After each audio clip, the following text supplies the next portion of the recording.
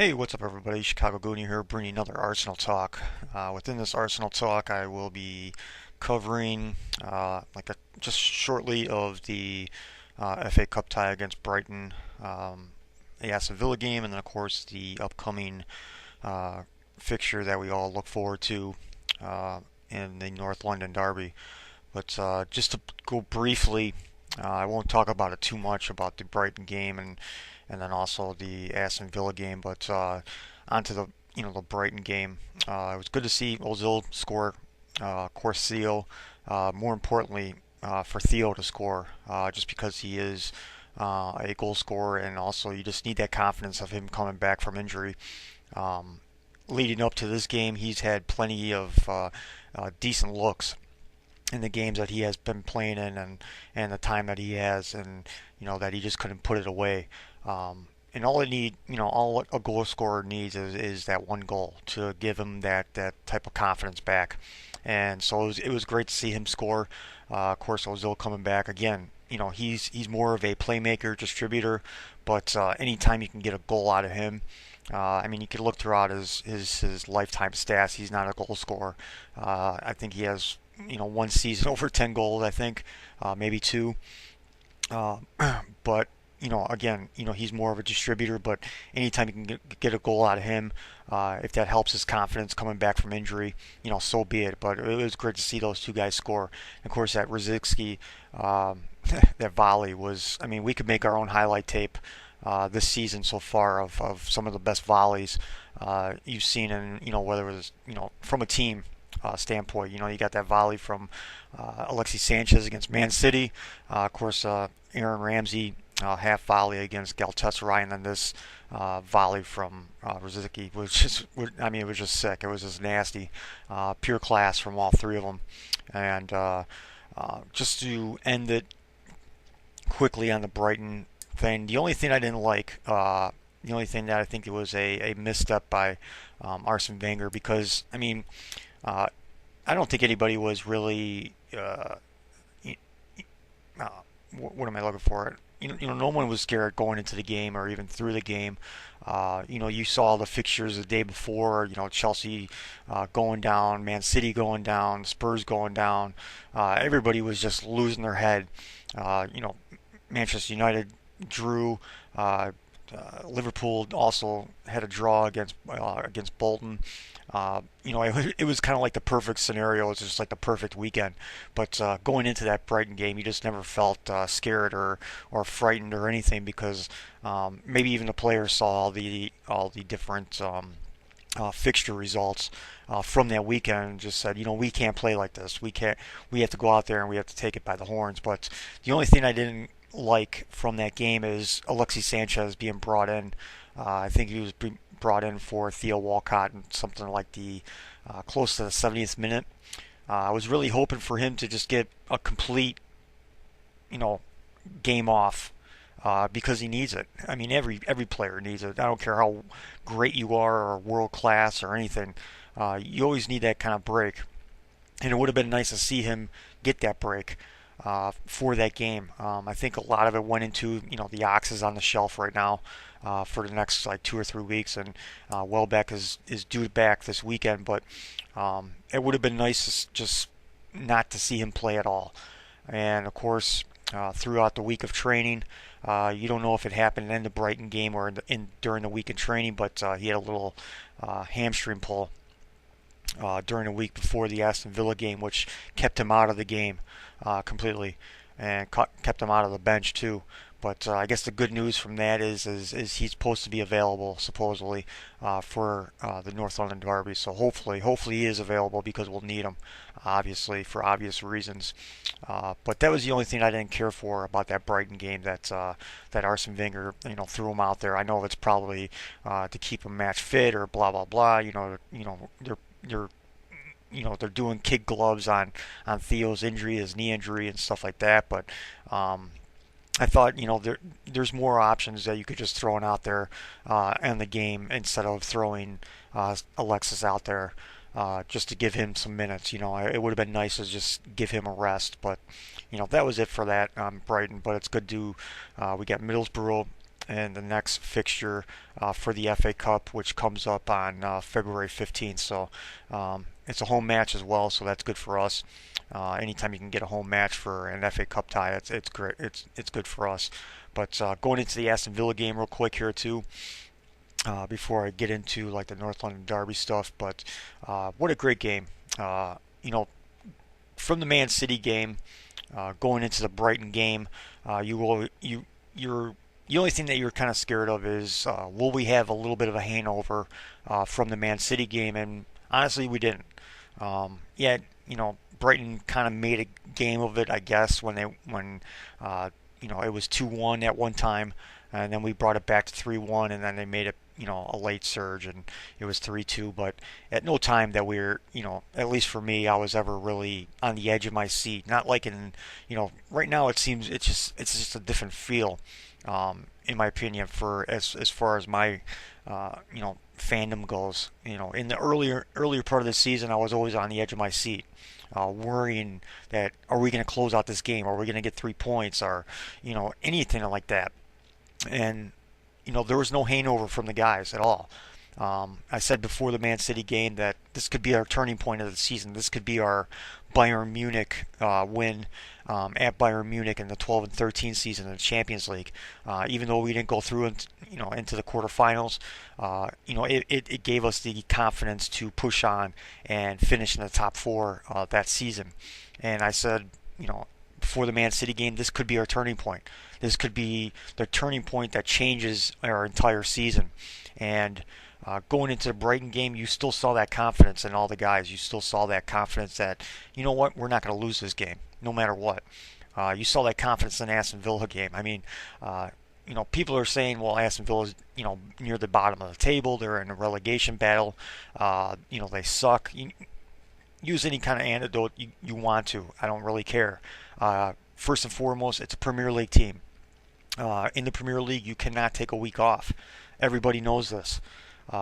Regardless, I mean, Aston Villa pretty much lost the game before they stepped on the pitch. They looked threatening for about 5 minutes of the game, and that was the 5 minutes in the first part of the second half, and then we just took the game back over. But even in those 5 minutes, I watched the game back twice even, and even within those 5 minutes that they kind of quote-unquote looked threatening, they weren't. It was just, let's just let them have possession a little bit, and let's work on our defensive organization. That's what it all seemed like, because that whole game felt like a training ground kind of match where you're like working on things. Like you could see sometimes the commentators were like, oh, all 11 Arsenal players are behind the ball. That was just, I think that was personally, in my opinion, that was just a, what, let's stay organized, let's get organized, let's work on some of our defensive things to push forward later on into the season when Champions League starts back up, when the FA Cup actually starts getting harder. Of course, the FA Cup might not be that hard going in all the way to the final again, because everybody's basically out. Manchester United and Liverpool, maybe.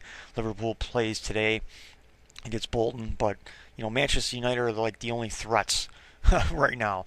Everybody else lost pretty much in the FA Cup, so things are looking good for that. But again, you could see throughout the game they were working on stuff like defensively, trying to bring back what they did in Man City of trying to stay organized and be defensive sometimes, and trying to switch up the tempo of the game to where in the first half we were just all out attack. Aston Villa was getting hit by all sides. Honestly, if we put even half of our chances away in that first half, it could have been 5-0 at halftime. I mean, that's how threatening we were. That's how damaging we were.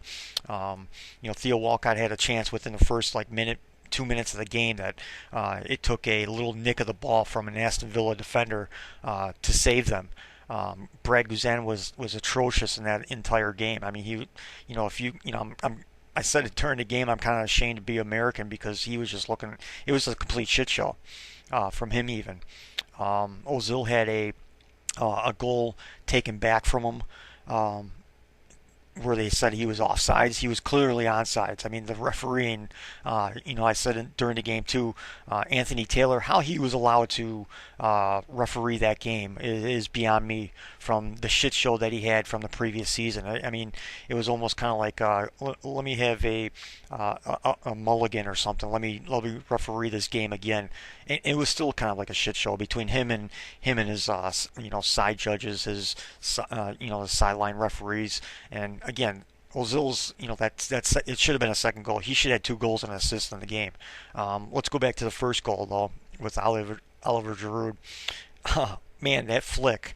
I could watch that flick all day long. I mean, that was just per Mertesacker to Ozil to Giroud. I mean, it was just disgusting. I mean, it was just when you talk about Mesut Ozil and being world class, and I mean that's a flick that only he can do almost. When you look at his playing style and just his touches on the ball and the way he can pass the ball, I mean that was just a perfect flick, right in line. Uh, you know, even the weight of the pass was perfect. To the point that all that Giroud had to do was pretty much take one touch, kick it in front of him about maybe 5-8 yards, give him some space, let him run at full speed because he doesn't have the best pace, and take a shot on goal. If you looked at the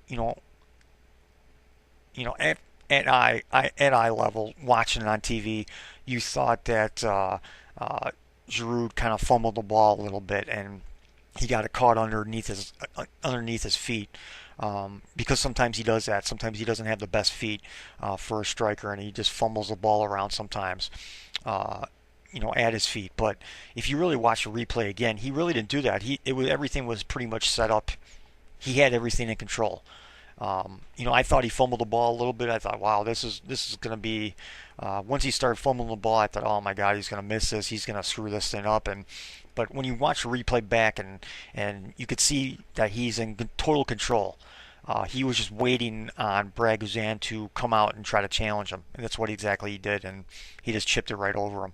It was just beautiful goal, beautiful sequence between Mertesacker to Ozil to Giroud, and I mean it was just a beautiful sequence. It's something that anybody can watch over and over again. It was just that sexy of a goal from that whole sequence.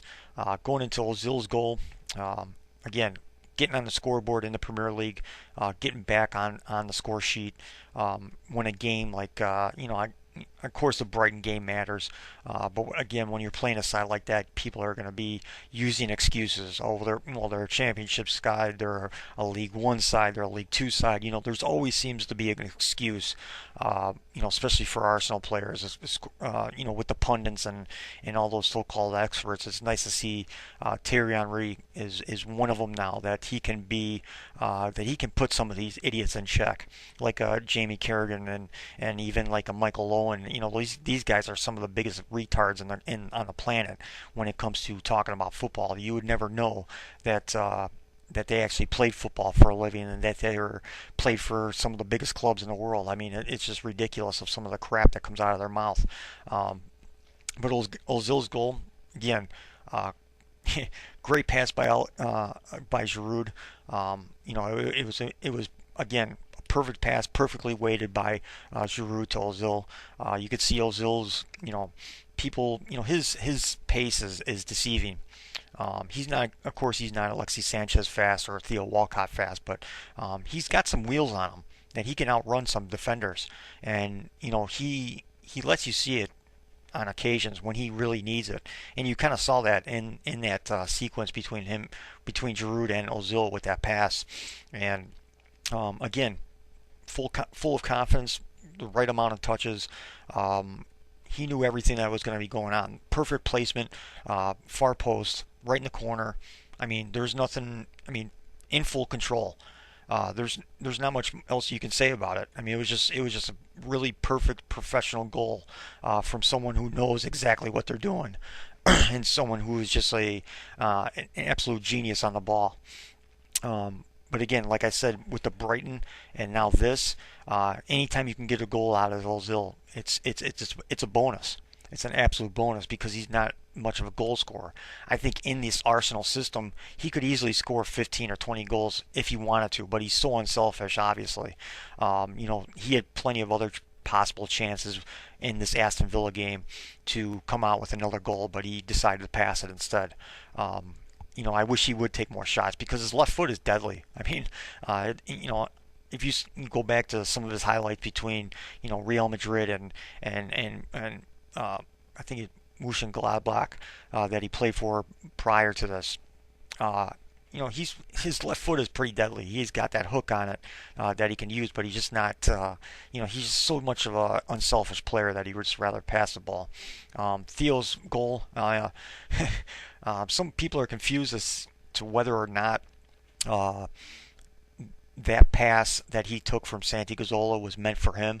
I know a lot of people are thinking that it was meant for Giroud instead of Theo, but I think honestly, I think it was meant for Theo because I think it was, people are saying that Santi's pass was a little hard. It was a bullet pass, but that was the type of pass that Theo needed to come off. And because the run he made was a diagonal run, and he was sprinting at full speed. So if he's running at full speed, you have to slam that ball in. You have to slam that ball into his feet because if you don't, he's going to completely miss it because of his pace. And I think it definitely was meant for Theo. And Theo had a perfect first touch. He was able to kick it in front of him a few yards. That just it completely took the back four, the center half, I think it was Clark, right out of position. I mean, he wasn't even prepared to defend that ball whatsoever. I mean, he didn't even see it coming. I mean, that's how piss poor Aston Villa was throughout the entire game, and that's how good we were. Instead of making an excuse of how piss poor Aston Villa were, that's just how good we were. But that first touch was perfect, and he just curled that thing into the far post, and that's a Theo Walcott goal. You've seen plenty of his goals over the years. That's a Theo Walcott goal. He has a great finesse shot, if you will, and just a great curl shot on his foot. And it's just great to see him score, especially in the Premier League on the biggest stage. Of course, in the Premier League, regardless of who you play, I don't care if it's Leicester City or Burnley or even Aston Villa. You're playing a Premier League team regardless, and that's something that a goal scorer needs. Going into the penalty, Akpan made a great move. I thought he kicked it too far in front of himself, obviously, but he had the pace to catch back up to it, and he had the pace to get a touch on the ball, while Brad Guzan was just basically bull rushing the ball and trying to get just a fingertip on the ball, and he wasn't able to do it because Akpom got there first, and of course Santi Gazzola took the penalty. I thought at 3-0 with Chuba Akpom not having a first team goal yet. It would have been nice to just say, you know what, you got the penalty, here's the ball, put it in the back of the net. I thought that would have been a great thing by either Santi or whoever was going to take the pen other than Santi. It was probably going to be maybe Giroud. Of who was going to take the penalty after Santi. It would have been a nice gesture from Santi to just say, you know what, here, you got the penalty, get your first team goal for Arsenal. So he can see how it feels to score a goal for Arsenal's first team. But he took it, and it was pretty much a slingshot right at Guzan, and I think it took Guzan completely by shock. Guzan pretty much stayed center. He didn't even move or anything. I mean, I don't know what his mindset on that try to save was, but I mean, he slammed the ball right into his hand, and he just had, his left hand wasn't strong enough to deflect it outward, and it just went right into the goal. And again, great penalty. Of course, we need someone like that. Of course, Giroud is good at penalties as well. Anybody else, of course, Arteta is the main guy whenever he is out there of taking penalties, but giving that confidence to Santi to keep that confidence up. That of course, I would like to see of how many goals he has scored consecutively now, because he scored, of course, the penalty at Man City. This one against Aston Villa. Let me see here, because I think he scored in something like almost like 4 or 5 straight games so far. Um, okay, this thing's taking forever to load up, but anyway, yeah, he's been really helping out, especially in penalties and having just that confidence. And he's been playing out of his freaking mind over the last, 2 months and everything. And then, of course, the last goal with Bellerin getting his first team goal in an Arsenal shirt is great to see too. And it was, I mean, that thing was perfectly placed too. I mean, he had the goal in mind from the get-go. And anytime you can get a goal from a fullback or even a center half, or I mean, that's just an extra added bonus to the team. That we have goal scorers all over the pitch. We have players who can score at will at any point in time, and that's dangerous. That's dangerous to any opposing team that we're going to be coming up against because prior to these last say month and a half, 2 months. It was basically the Alexis Sanchez goal, show, pretty much. Throughout the first half of the season, to where we depended on him to score the goals to get his points, get his wins. And now you're seeing, Giroud's coming back. He's scored in 5 of the last 6 Premier League games. Ozil's coming back. He's scoring. Theo's coming back. He's scoring. Santi's scoring finally again. Bellerin's scoring. I mean, everybody's scoring now. And that's so dangerous because you can't focus on one player anymore. You can't just focus on taking Alexis Sanchez away. Okay, take Alexis Sanchez away because we have Giroud up top. We have Denny Welbeck coming back from injury too, coming up this weekend. We have Ozil. We have Theo. Getting Ozil and Theo back at this stage in the season, it's almost like new transfers coming in, to be honest with you, because they've missed so much time throughout the season. And, it's just great to have those guys come back in. And obviously, it's been given a lift to everybody, to all the players. You're seeing Santi, playing out of his mind right now, saying, giving a reason to Arsene Wenger to say, don't take me out of this number 10 role because I'm bossing it right now. And you can't take Santi out of that number 10 role right now because the way he's been playing over the last 2 months, you just can't do it. Even with with a Mesut Ozil, but again, can you push Santi a little bit back further? Because I mean, Santi's just, it seems like he's almost been reborn. Again, it's that, in my opinion, it's the Alexis Sanchez effect, to where he's making other people better. He's pinpointing weaknesses out of players and saying, you know what, give that extra effort. When you give that extra effort, good things will happen. And you've seen Santi do that. I mean, that guy's running up and down the pitch like he's 21 years old. I think he's 30 now. And he's just running all over the place, and he's defending and everything like that. And there was a few times in the Aston Villa game where he was just running his ass off trying to get the ball back at any given point in time, and it's great to see. Of course, hopefully this weekend we'll have everybody back. The only people that we won't have back is the Ox, Jack, of course, and I believe that's it. I think those are the only two real main. Of course, Debussy as well. He'll still, I don't even know if he'll be back for any point in time during the season. But do we need him back? Because Bellerin is just playing out of his skin too.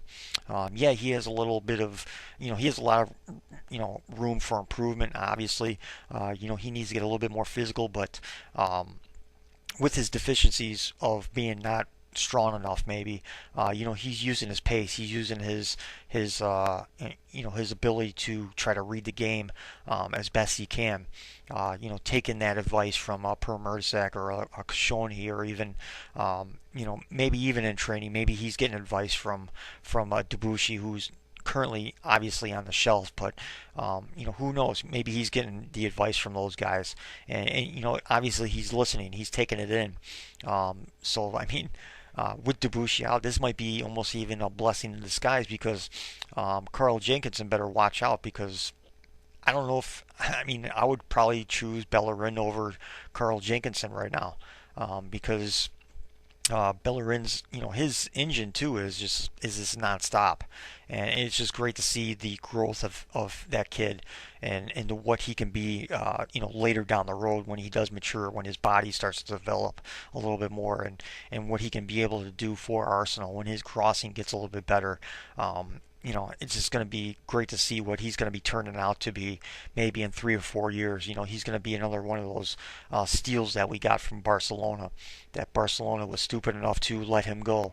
And, that's great for us. Let's just hope, going into the future that we can hold on to him. But, that's another, discussion years down the road, because maybe we're just getting a little bit too hard ahead of ourselves when we're talking about these young guys. They still have to prove it week in and week out. Same with Coughlin, even though, the kid's been amazing. Coming back from Charlton on loan, getting thrown into the Wolves, saying this is your role, this is what you have to do, please play. And he's pretty much almost like kind of like saved our season as well. He's been one of those unsung heroes, but I know he's getting a ton of praise right now, as he should. He's been kind of like the glue of that back four right now. If you just watching him play over the last several weeks, I rewatched the Man City game a couple times. I rewatched this Aston Villa game a few times or a couple times, and watching him play, he is exactly what we needed. The way he plays the position, or the way he plays the DM role. Even in this Aston Villa game, we were on the attack. Our possession stats were something like 65% or something like that. It was something crazy like that. But even when we were on an all-out attack, even though we had possession throughout the majority of the game, he was still within 5 yards of Koscielny and Mertesacker, covering for Bellerin, covering for Monreal when they pushed forward. That's something that every Arsenal fan has been screaming for at least the last 2 or 3 seasons. Of a player that knows his role, knows he's the DM, knows what he should do, knows what he has to do. And Coughlin has been doing that since he's been coming into the side. Other than Alexis Sanchez, he's been kind of like our second best player. Well, maybe I'm not giving Santi that much credit. You probably have to go Alexis Sanchez, Santi.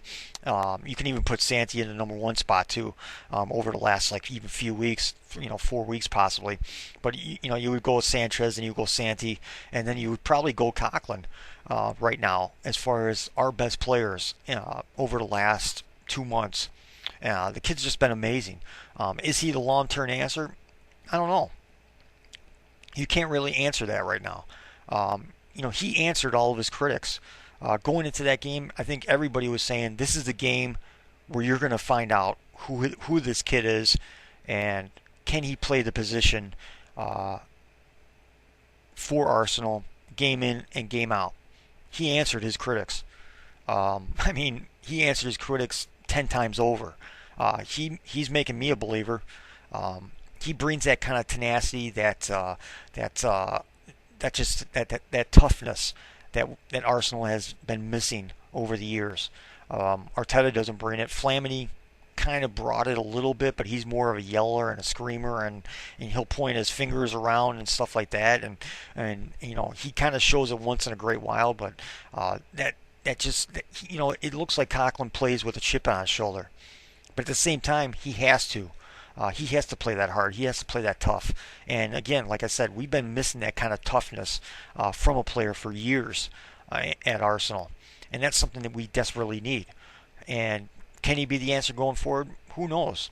Who knows what we're going to do in the summer transfer window? Do we need to go out there now and spend £30 million on a world-class DM? I don't know. Because the way Coughlin's been playing right now, I think you're going to see it. This is going to be another game coming up this weekend in North London Derby. Can he answer the critics once again? When we play Chelsea, can he answer that as well? If he can answer the North London Derby and Chelsea game and be in full control and play exactly how he did in the Man City game, I wouldn't go out and buy anybody this summer. I would say you're the DM from now until either you want to leave or you retire, pretty much, or until you get old, because he's only 23 years old.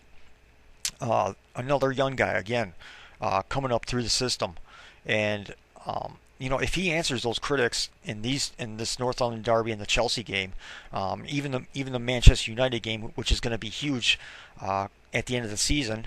I mean, we're only 1 point off of Manchester United in their third spot currently. That game's going to be huge at the end of the year. Those are the three games. Possibly, Liverpool's coming up and Everton's coming up too. But out of those three games, those three games, if he can answer those critics, why go out and spend £30 million on a DM? Maybe bring in another younger guy. Of course, we brought in that Polish kid. He can be the heir apparent. He can learn under Coughlin. Maybe you bring in a more of a veteran type DM that can really, give that kind of professional attitude. The way to, perform on and off the pitch. Just kind of like a mentor almost, kind of, if you will. I know, Arteta got signed for another year. Why they did that, I have no idea. That's just I don't even want to talk about that. But again, Coughlin can answer his critics once again this weekend, especially this weekend, because I mean, next to any other fixtures, these are the most important ones. North London derby. The first matchup early in the season, it was a draw. I mean, it was just, I don't know. I don't even want to talk about that game because it was just there just looked like there was no heart in the game whatsoever. Didn't look like we even came out to play. This game, I listen to Sirius XM radio. There's a show called Counterattack, and it's based in the U.S. Obviously, most of the callers are Americans. An Arsenal fan called up the show today, and he was talking about the North London derby and the importance of it, and how fierce it is, and he ended the call saying that if Arsenal can come away with this, if they can put Harry Kane in check and come out with a draw, we should be satisfied with that. I don't know what planet this Arsenal fan lives on, but in no way, shape, or form will I ever, unless Arsenal is complete shit, which they never will be, compared to fucking Tottenham, which is dog shit anyway, forever in our shadow. In no way, shape, or form is a draw ever good enough in the North London derby, for us at least. For Tottenham, I mean, they were ready to throw a fucking parade when they got a draw at the Emirates this early in the season. I mean, they haven't beat us since 2013, when they still had Gareth Bale and even Aaron Lennon. That was the last time they beat us. Okay? In no way, shape, or form is a draw ever good enough for me. It's 3 points or nothing. It's that's all I want. 3 points. Anything less is a failure. A draw is a failure. Losing the game obviously is a failure. So I don't know what kind of planet that Arsenal fan is on. But no, I want 3 points. Every North London derby, I want 3 points every single time, to just keep kicking those fuckers right in the ass. To say, you know what? Try stop acting like us, because you're not us. You'll never be us. You're just they're dog shit. They're a championship side. They always will be. They'll always be playing that Europa thing, whatever that thing is. I really don't know what it is, to be honest with you. Yeah. That Arsenal fan who called up the show should just turn in his card and become a Spuds fan, because that's how Spuds fans think. To say that a draw is good enough after this weekend, fuck that. I understand that Harry Kane is playing out of his mind. Eriksen has been playing out of his mind as well. But who else do they fucking have? I mean, their defense is still a shit show. Lloris is while he's a good keeper, he's not especially good in big matchups. I know there's a rumor going around that Lloris wants to come to Arsenal during the summertime. I don't think that's gonna fucking happen. But their defense is still suspect. When you get past their midfield, I mean, it's total suspect. They basically have to play all 11 behind the ball to even come close to beating us. I mean, who else have you heard of other than Harry Kane and Eriksen throughout the season? not much else. I mean, you heard Chadley in the beginning of the season. What has he done lately? Their wingers are a joke. Their back four is pretty much a joke. Uh, you know, how we shouldn't win this game 2-0, 3-0. I mean, we should easily win this game.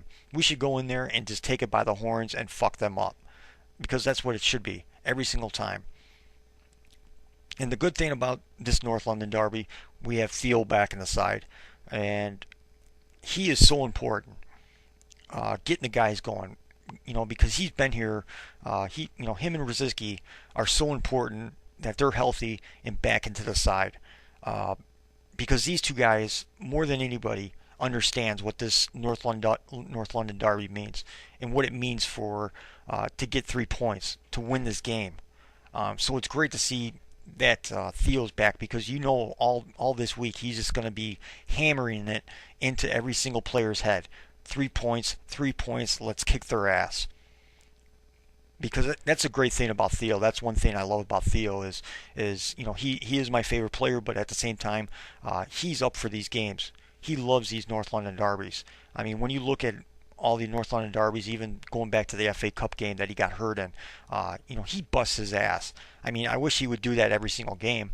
I mean, there's a couple times in the Aston Villa game where I was just like, track the fuck back, help out.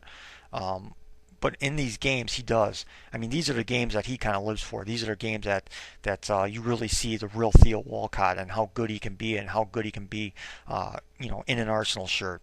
And it's great to see him back. And he's just going to be tattooing it in everybody's head to bust their ass and get 3 points from this game, no matter what. I mean, he gave up his body in the FA Cup, tore his ACL to track back and to play defensive and to win that game and to beat Tottenham because that's what it's all about.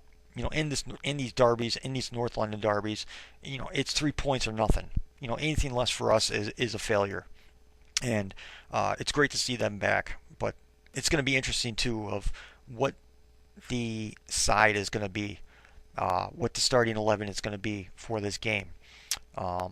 If Alexis Sanchez is going to be back, if he's going to be healthy enough to play in this game, which it seems like he's going to be, I would put Giroud up top, obviously.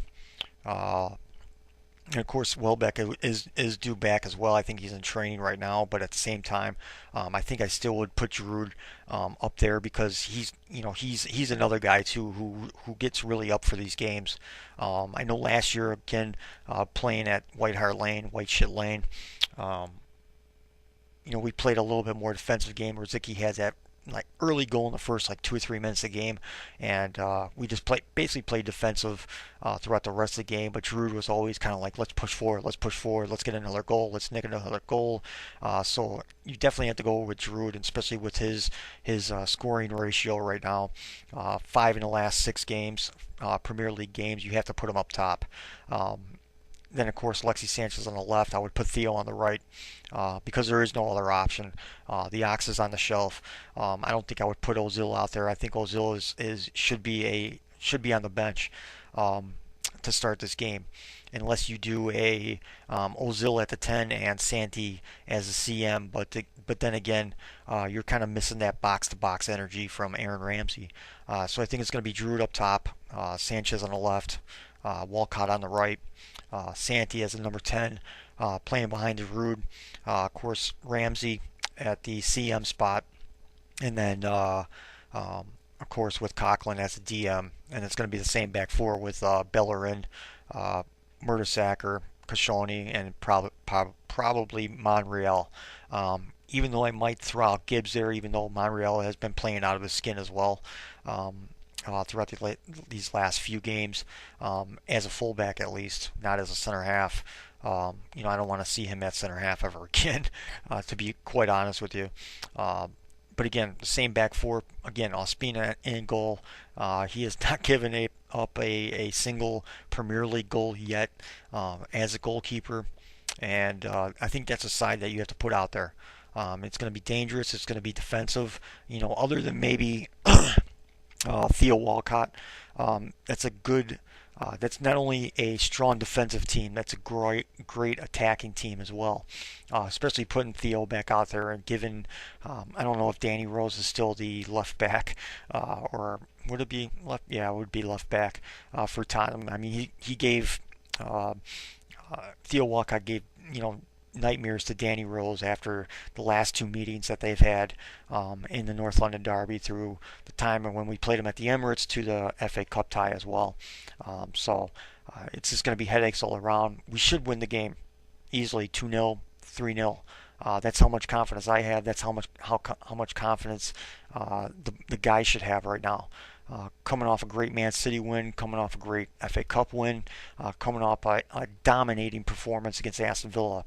Um, and of course, I know Tottenham's coming up on high and stuff like that, but it's not too high when you lose against Sheffield United. I mean, come on now, you lose in the FA Cup, which is like basically the only opportunity for them to actually win a trophy, and that League One Cup thing, or Capital One Cup, the Carlton Cup, whatever you want to call it. But again, this is a game that we should dominate. We should win. We should treat it like a home game.